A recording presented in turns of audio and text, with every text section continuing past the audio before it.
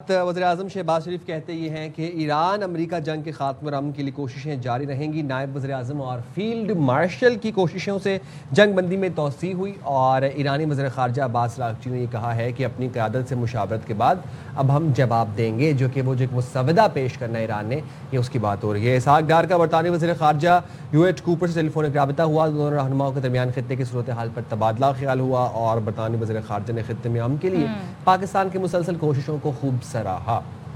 अच्छा जी, साथ में जी अमरीकी मुज़ाकरातकार ईरान से डील के लिए काम कर रहे हैं और अमरीका ईरान को हरगिज़ एटमी हथियार हासिल करने नहीं देगा, ये बताया जा रहा है। चलें जी, सारी सूरत हाल पर बात कर लेते हैं। तो कल जी हमने देखा कि जिस तरीके से बाकी तमाम तर चीज़ों के अब कॉस्ट के ऊपर भी बात हो रही है, तो ये बड़ी इंपॉर्टेंट सारी चीज़ है।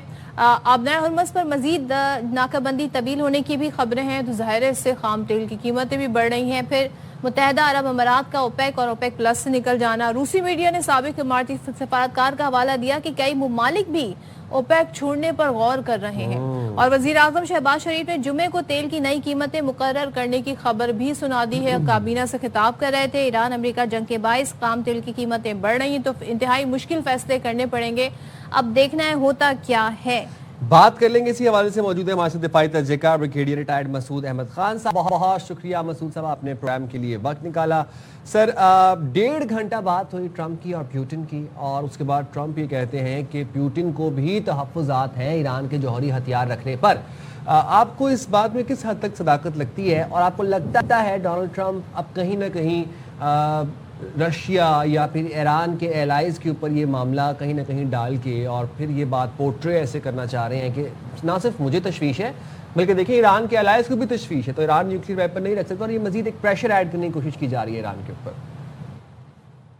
जी बहुत शुक्रिया। देखिए, मेरे ख्याल में ये चीज़ तय है कि नॉट ए सिंगल कंट्री दुनिया में है जो है ईरान के न्यूक्लियर वेपन्स को सपोर्ट करती है, इंक्लूडिंग रशिया एंड चाइना।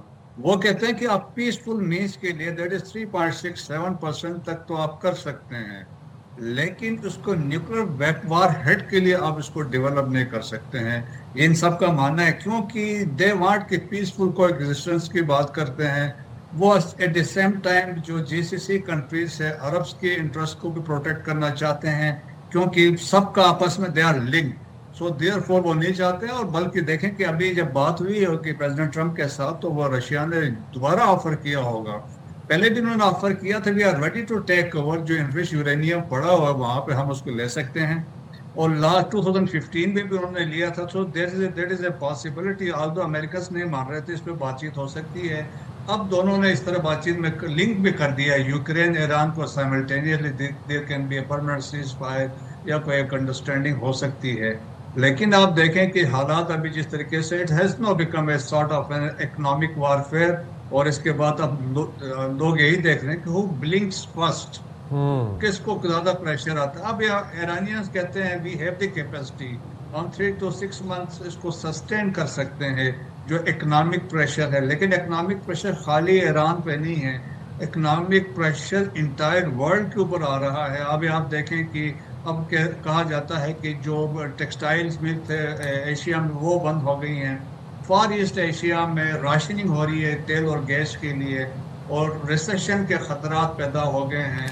और इसके अलावा यूएई जैसा बड़ा अमीर मुल्क है, $2 ट्रिलियन की वेल्थ है, they are asking bail out packages, America से मांग रहे हैं कि आप पैसे हमारे पास रखवा दें। तो सूरत हाल वहां तक अनएम्प्लॉयमेंट होगी, अमेरिका के अंदर ही इन्फ्लेशन ज्यादा बढ़ गई है। और फिर आप देखें कि एक रियाल जो $1 जो है 18 लाख रियाल है, दैट इज ईरानियन करेंसी, उसके बराबर हो गया है। अनएम्प्लॉयमेंट हो गई है। और फिर देखें कि ईरान के अंदर जो ऑयल की प्रोडक्शन है दैट इज ओवरफ्लोइंग, तो उससे ये होगा कि जब ज्यादा प्रोडक्शन होगी that will damage the infrastructure, तो उससे नुकसान होगा। दैट्स वाई एक उनके जहाज था, कैरियर था ऑयल के लिए, नाशिया, दैट हैज बीन रिकमीशन, और उसको लाया है। उस that has now become a floating storage के उनके लिए टैंकर के तौर पे यूज किया जा रहा है। सो प्रेशर दोनों तरफ से इस पे है। सो वेस्ट का यह मानना है कि there is a division within the Iranian जो अथॉरिटीज में है, पोलिटिकल गवर्नमेंट एक तरफ है, फसदरान एक तरफ है, बट स्टिल ये है कि बातचीत के लिए Pakistan 24/7 is engaged in front as well as back channel पे लगे हुए हैं।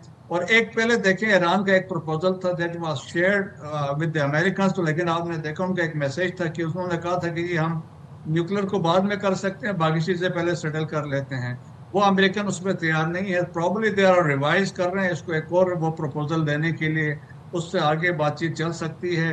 लेकिन जिस तरीके से इंडिकेशन है प्रेसिडेंट ट्रम्प देखें कि जंग अभी लाइकली नहीं होगी, बट एक इकोनॉमिक ब्लॉकेड के जो प्रेशर है वो बहुत मुश्किल होगा। इससे देखें न सिर्फ ईरान को मसाइल हैं बल्कि जिस कंट्रीज को भी हैं।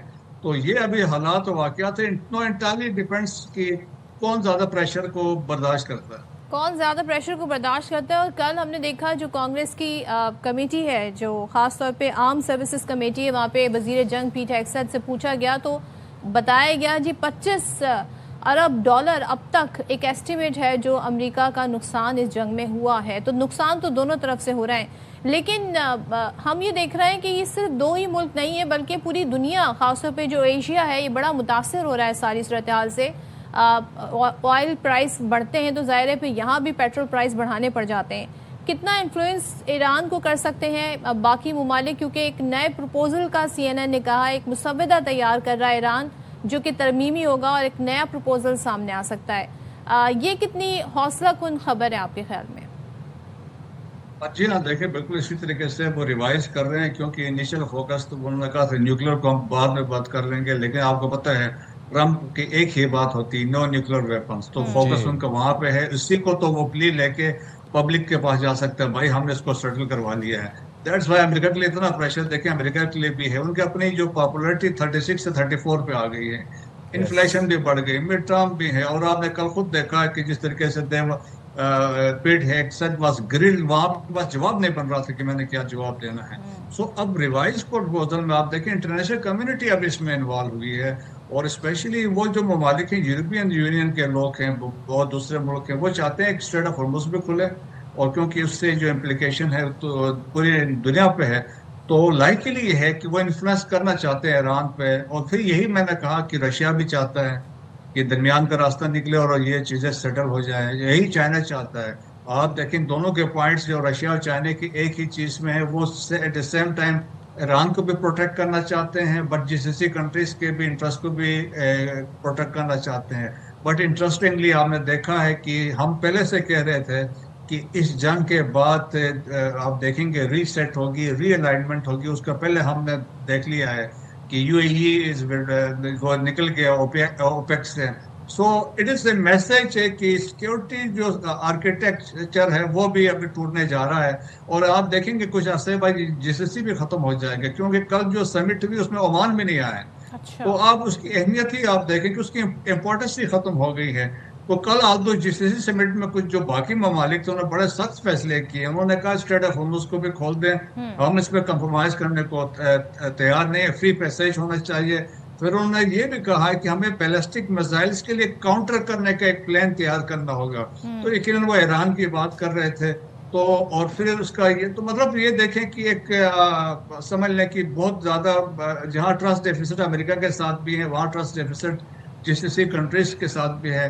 लेकिन रिसेंटली हमने अब्बास अराक्ची को देखा, he spoke to Saudi foreign minister, Qatari foreign minister से बात की, इजिप्शियन से बात की, तुर्किया से बात की। सो वो ऑन बोर्ड भी ले रहे हैं लाइक मैंडेट को, लेकिन बट फ्रैक्चर्स अपीयर होना शुरू हुए हैं जीसीसी कंट्रीज के अंदर भी। ठीक है, thank you so much Masood साहब, शुक्रिया आपका सारी सूरत हाल पे तज्जिया देने के लिए।